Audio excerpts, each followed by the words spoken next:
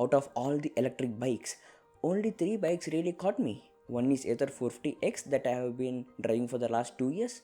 Second is Chetak, and the third is Oben RORR. Now, Oben RORR is new to the Indian market and it has very promising features, and I am considering to buy it. Now, we have split this video into 2 parts. The first part talks about all the advantages and the pros of the bike. Second section talks about all the concerns and problems of the bike. So please feel free to move across the timeline of the video. The first exciting thing about Oben RORR is that this bike claims a true range of 140 km in eco mode. And trust me, eco mode is not some jujube bro. It gives a really good acceleration for city use, and you can ride at a maximum speed of 50 kmph.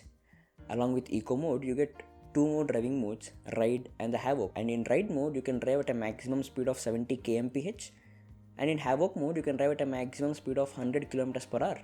So this havoc mode is basically like the warp mode of Ather or the hyper mode of Ola. It is a peak performance of this bike, and the acceleration that you get in havoc mode is amazing.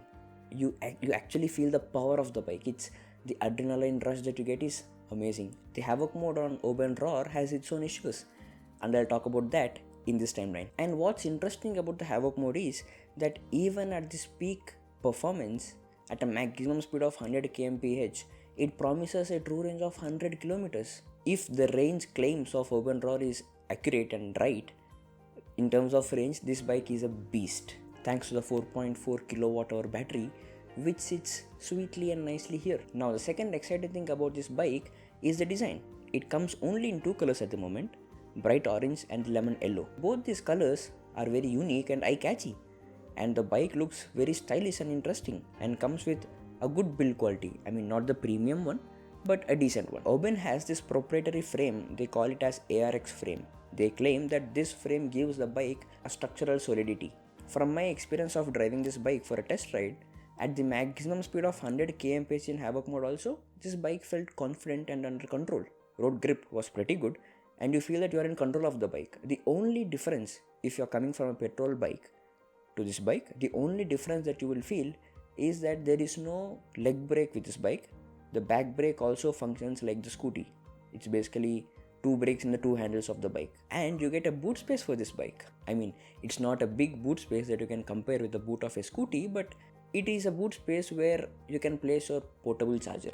And this takes us to the next point. The interesting point of the bike is you can purchase a fast charger along with this bike.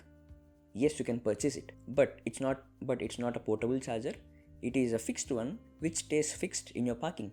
Oben claims that with fast charger you can charge up to 80% in 2 hours. That's some fast charging for a bike, right? And this portable charger will charge your bike to 80% in 6 to 7 hours, basically a full night. So you can just plug in your bike right before you sleep, and once you wake up you have your bike at 100%. Okay, now logically fast charger is the best deal with this bike, right? Not yet. It's not done yet. It has its own problems, and that is where I'm headed to. And by the way, if you are interested in electric bikes and you're planning to purchase one, you must have found that red button down there, no? It's called subscribe. Please click on that. Now, let's talk about the problems and concerns about this bike. The first thing is the fast charger. It sounds exciting that you can charge your bike to 80% in 2 hours, but it is not free with the bike. You have to pay 30k to purchase a fast charger, and I would not buy it. You see, it's very interesting to sell a fast charger with the bike, but the question is, do we actually need it? At this high price point where it is not even portable, it simply sits in your parking. I'm not sure where you can use it, because if the true range claims of this bike are right, you get a true range of 140 kilometers. For city use, that's more than what you require, and for most of the cases you will be absolutely fine with the normal charger, which takes an overnight to charge your bike. You can just plug in your bike before you sleep. Once you wake up, you have your bike at full charge. Only if you forget to charge your bike overnight, or if you are having a long day that you want to travel a lot more than 140 kilometers, only then you must need that fast charger, which can save you some time in charging, which will be about once in a month or twice in a month. The question is, for that once in a month, should you spend 30k for a fast charger? Now, the fast chargers bring in 2 factors: portability and the cost of owning it. If you think about it, the fast chargers for an electric bike will make sense only if it falls in this region. It should be portable, so that you need not spend hours to charge, and it should be affordable, else the cost of owning an EV will be ridiculously high. Now, Ather and Ola fast chargers are solving the same. They are not selling the fast charger, but they are providing the fast charging as a service, and hence the fast charging is made affordable. And these fast chargers are spread very well across the city, that every time you ride the bike you have a confident feel inside you that if you are low on charge, you can always fall back on any of these fast charging stations spread across the city. But for Oben, the charger is sitting in your house. It's not portable. Now, for Oben fast charger, it sits here. It's neither portable and not affordable. It just sits in your parking for extremely premium price. And this is why it won't make sense to purchase a fast charger. At this price, a petrol bike would feel much easy and affordable, right? To be honest, I really wonder if someone thinks of purchasing the fast charger for their Oben RORR. And the next concern of this bike is the dashboard. It comes with this very simple dashboard. The quality isn't great and the information is very cluttered. Although dashboard has different colors which are meant to make things easily visible, it just feels that it could have been better. So on the dashboard you get the speedometer in the center. To the left you have the range in each driving mode, odometer. The battery percentage is shown in the bottom strip. You see there are 10 boxes for 100%. So each box represents basically 10% of charge. To be honest, this battery percentage could have been a percentage in the digital number rather than these boxes, because it is easy to eyeball while you're riding. To the right, you have driving modes, Eco, Ride and Havoc. Speaking of which, this bike doesn't come with reverse gear, which almost every EV will provide in 2023. But anyway, you see in my test ride of Oben RORR, I found a few things of the bike which felt kind of incomplete. For example, this toggle switch for driving modes. You see, if you click this switch, you can toggle between the driving modes, Eco, Red and Havoc. But the click response isn't good. Every time you click it, you won't get a confidence that you have clicked it, and you want to check the dashboard once to make sure that you have clicked it. That could have been a bit better. Second thing is accelerator calibration in Havoc mode. I mean, in the Eco and the Ride modes, the calibration is all fine. The problem comes with the Havoc mode, because every time you throttle in Havoc mode, you won't get same acceleration. That felt kind of raw acceleration working for Havoc mode. It's not that refined yet. For example, if you throttle for 2 degrees, for example, you won't get same acceleration every time. It varies and you feel it. That could have been a bit better. Probably that's how the Havoc mode is designed to give that acceleration, but that could have been better. Third thing is the seat comfort.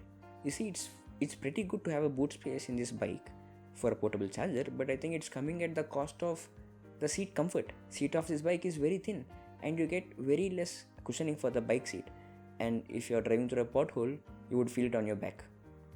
That could have been better. And the fourth thing is kind of related to the boot space in the seat. You see, you can access the boot space from this tank. You have to pull a knob inside it and the seat opens up to access the boot space. And once you try to fix your seat back onto the boot to cover it, it doesn't work that easily. It takes some effort. It is not the easiest of the things that you can do on the road. That could have been better. Seat is also sloped and kind of slippery too. You always get pushed onto this tank.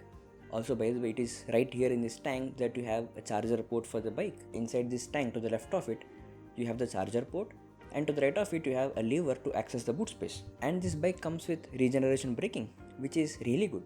But this regeneration happens very strong. Every time you stop accelerating, you actually feel the regeneration happening very strong and you decelerate very faster. It's always good to have regeneration braking because it adds charge to your bike, but not at the cost of having a jerky ride. I think this needs a serious refinement to make sure the ride experience is also good along with the regeneration. Probably something like coasting regeneration on Ather 450S. Now, rest of the basic features of this bike are taken care of pretty well. It comes with this good and bright headlamp, thin indicators along the sides. They do a pretty good job for a city, and the pillion experience is also decently good. Support handle and the foot pegs, they come very solid and strong.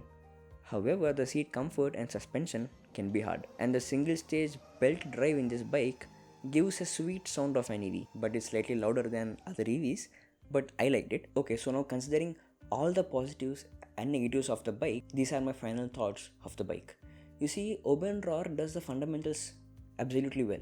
If the true range claim of the bike, which is true range of 140 kilometers, if it is accurate, then with the kind of performance this bike provides, you're gonna have an amazing ride. If you think about it, for a city use, a range of 140 kilometers, you're gonna have a ride without slightest range anxiety, with slight compromise on the seat comfort. Now, on the other side, the drawback of this bike is it is very new to the market, which is kind of reflecting in every incomplete details of the bike. It needs some time to get matured and to provide a fully complete refined product. At the price point of Oben RORR, you have like multiple options: Ather, Ola, Chetak, which stands at closer price range and offers a comfortable ride, huge boot space, but lesser range. But still, all three will work for the city. Now, among all these options of EVs available, which one would you choose?